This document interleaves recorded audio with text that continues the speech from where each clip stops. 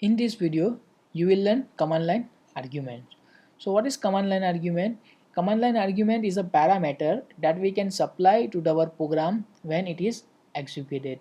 Okay, so it is equivalent to what we are passing of an argument to our main function. Okay, so for example, till now, okay, we are writing integer main with no argument.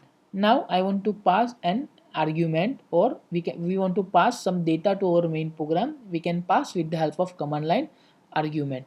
So now syntax is integer main, and we have to provide two argument. One first is integer argument and second is character two dimensional array. Okay, so first represent the number of argument, that is a count that will be stored in argc, and second is the argument that we are going to provide will be stored in argv. Okay, so that, for example, there are three argument, then the first argument is argv0, second is argv1, and third is argv3. Okay, and the total argument that is stored in argc. So with the help of command line argument, okay, you can pass or when pass argument to your main function, as well as you can control your program from outside, because we are passing some argument.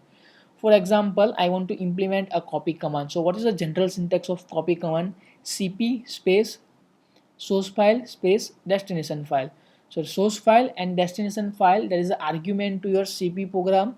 Okay, so same functionality we can implement with the help of command line argument. So we will see with the help of example.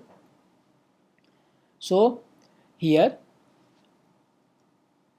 okay, now we have to write argc, that we have to pass some argument, and that is a total number of argument, and that is character array, that will store the argument.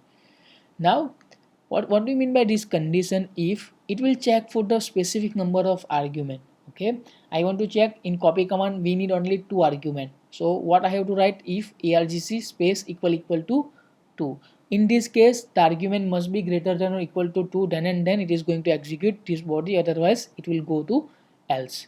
Okay, so we can match or we can compare the number of argument with the help of argc, because argc contain the number of argument, and we are printing those argument. Okay, so loop is starting from 1 to argc, and we are printing argv. Okay, that is our two dimensional array. Okay, clear? Now how to provide argument, because we know we have argument will be provided, it will be stored in argv, but we have to provide from outside the main. For that, okay, what you have to write, till now what we are writing dot slash a dot out. Now you have to write, you have to provide argument that is always separated by space. So dot slash a dot out space test your c skills. Okay, right now consider we don't have this if.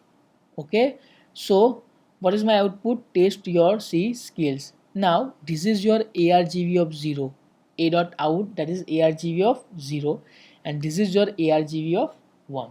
Argument is always separated by space, and argv of 0 is a dot out. So that's why we have started our loop from I equal to 1. Okay, now I want to provide more than two argument. Okay, so then dot a dot out space test, that is your first argument, space your, that is your second argument, space c, that is your third argument, space skills, that is your fourth argument. So how many arguments are there? Total 5. Okay, argv of 0 is a dot out, argv of 1 is test, and so on. So this condition is true, and it is going to print all the argument, that is test your c skill, because we have started from I equal to 1. Okay, so normally whenever you want to implement a copy command with the help of command line argument, you can implement.